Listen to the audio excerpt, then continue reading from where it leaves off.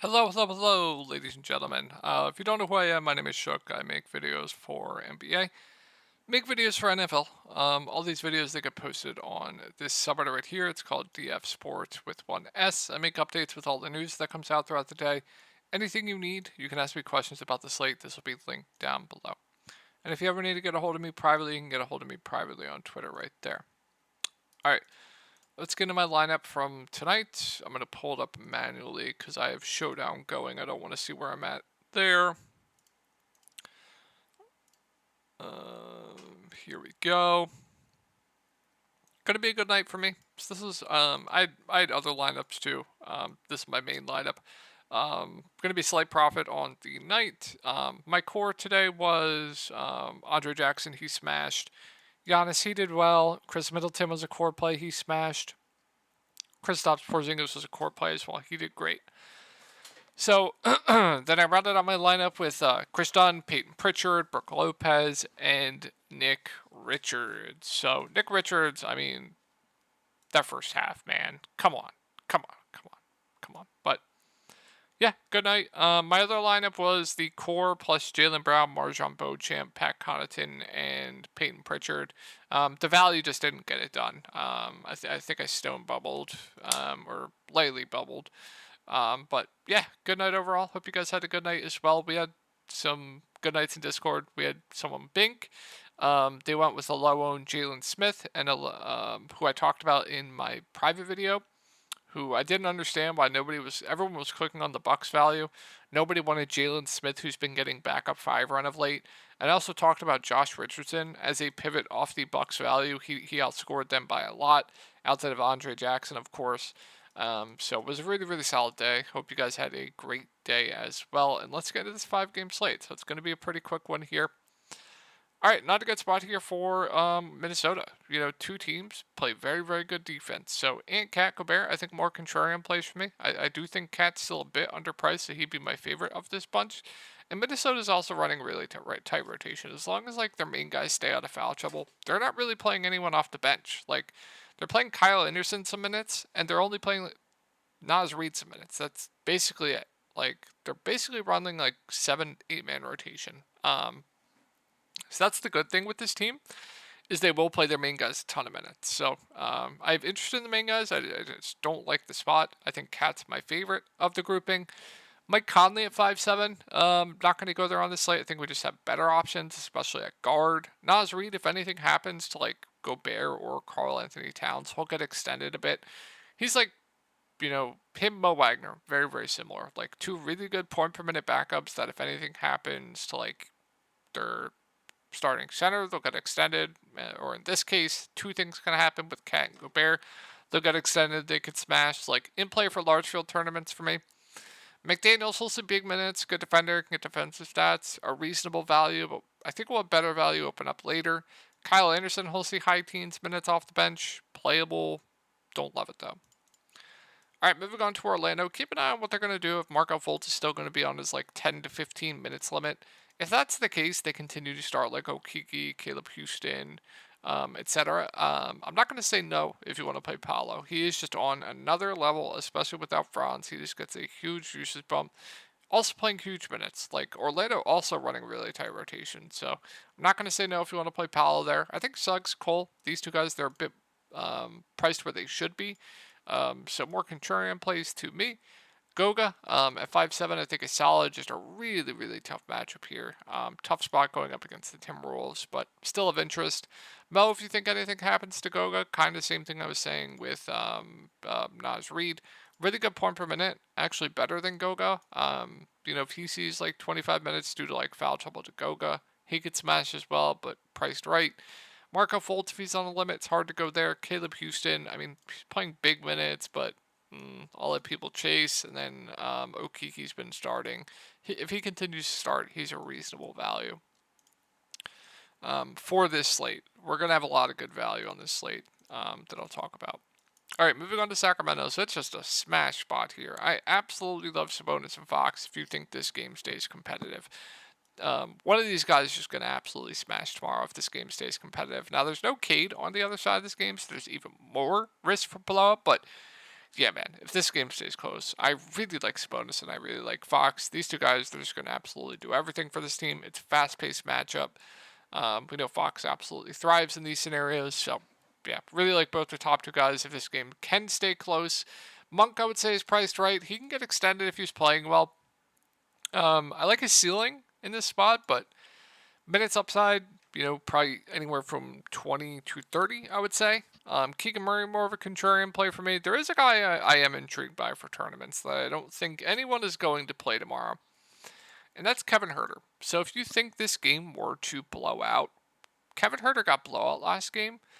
He could absolutely crush in a blowout. He'll be in the rotation. He'll play like 15-ish minutes anyway. And in a scenario where the game does blow out, like say maybe you fade this entire game, and you need a value piece at like 4.4K, you don't have anything left. And if you think this game blows out, Kevin Herter could crush in a blowout. That's all I'm saying. It's more of a large field tournament play, but I just thought I'd bring that up. Duarte, I'm not going to play, and I think that's going to wrap it up for Sacramento. Let's move on to Detroit. So, good amount to like here. Cade out, Stewart out. So, Durant, I mean, if he can stay out of foul trouble, he'll play big minutes. Good rebounder, get blocks. I have no issue with him. If you think the game can stay close, then like Bojan's probably gonna have to have a really big game. The guard's gonna have to have big games, so I like Bojan. Jaden Ivey I like quite a bit at 6.3K as well. Killian Hayes I would expect to start. I really like him for value. Alec Burks will get a bump. 5.4 seems priced right for him, but playable. They've been starting Livers. He's so bad. I don't know if I can do it, but if you need like a disgusting last piece in, it's fine. You'll see some Kevin Knox. You might see Marcus Sasser in the rotation as well. So yeah, Detroit looks good, especially if you think that game can stay competitive. All right, Portland, we got to keep an eye on the Ayton, Walker, and Thibault news. The last game, all those guys were out. They ran a really tight rotation last game with all those guys out. They basically ran like 7 bodies. This game did go into overtime as well. Barely saw any Baji, barely saw any Chris Murray, barely see any Brogdon, and then it's just everyone else. So Simon's at the top, going to lead this team offensively. He is their highest usage player. He's going to play the most minutes. I think he's a bit too cheap, especially if he's going to continue to play around 40 minutes. So I like Simon for tournaments. I think Jeremy Grant's playable. Scoot, Sharp, I think I'd give the edge to Sharp, point per dollar. Brogdon not playing enough for me right now to consider him. And then Duop Reith played a ton. So if everyone's out, if they don't want to play Baji and Duop Reith's going to play, 35 minutes in regulation, I like him at 5.5K. Baji I'm not going to get to. Kamara's playable. And then if the bigs are in, like if Ayton's in, I'm not even going to mess with it. And then if Walker's in and Ayton's out, you can consider Walker, but it just makes the bigs a bit more riskier. Because in the past, when they've had 3 bigs healthy, they've kind of switched up the rotation, so it's going to hurt those guys. So yeah, just keep an eye on this news. I'll make updates on Reddit when we get the whole news, but hopefully they just sit and we have the same scenario to last game. All right, moving on to the next set. It's a really, really good spot here. So Brunson and Randall, I think, are both solid. I do give the slight edge to Randall. Another team that just runs really, really tight rotations. And these two guys, without R.J. Barrett and without Emmanuel Quickly, they're just absolutely chucking the ball. They just have no one else to shoot. So like Randall, like Brunson, give the slight edge to Randall. I still like Isaiah Hartenstein quite a bit, even at this price point. They're just playing him insane minutes right now. So when he's going to be on the court this much, I still think he's a bit too cheap. So I like Hartenstein quite a bit.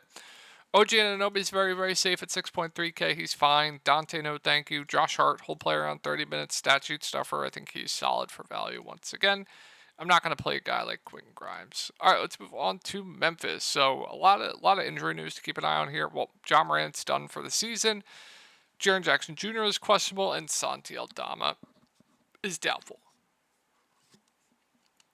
All right, so I think what they're going to do here if Jaren plays is I think they're going to go with the starting lineup of Marcus Smart,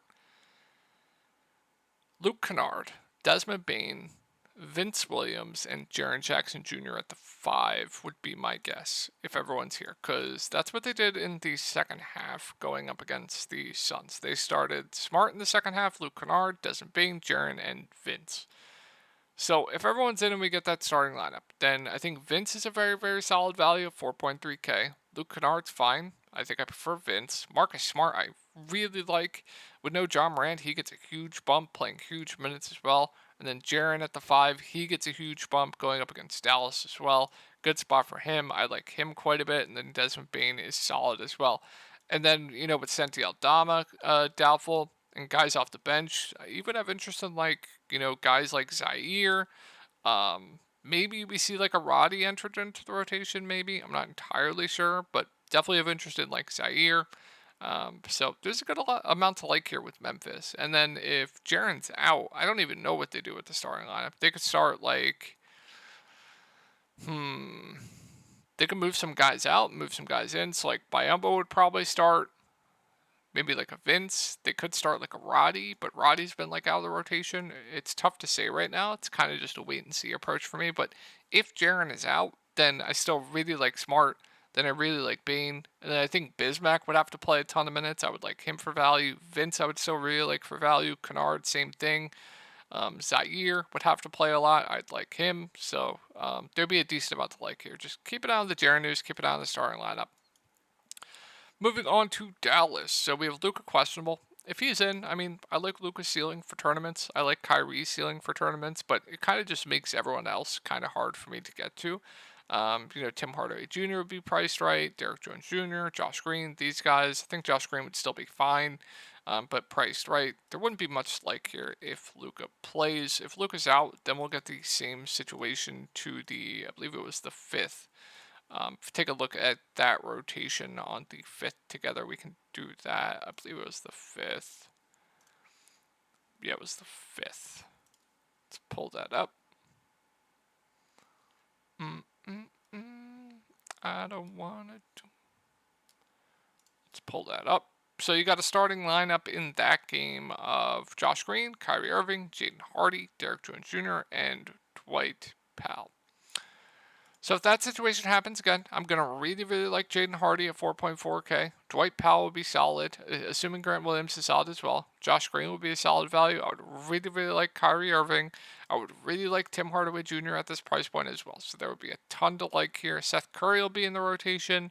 I wouldn't go to much else, though. All right, let's move on to Toronto. So big news here is Jakob Poeltl is going to be out. Good spot, so yeah. Sign me up for some Scotty. Sign me up for some Pascal Siakam. I like both.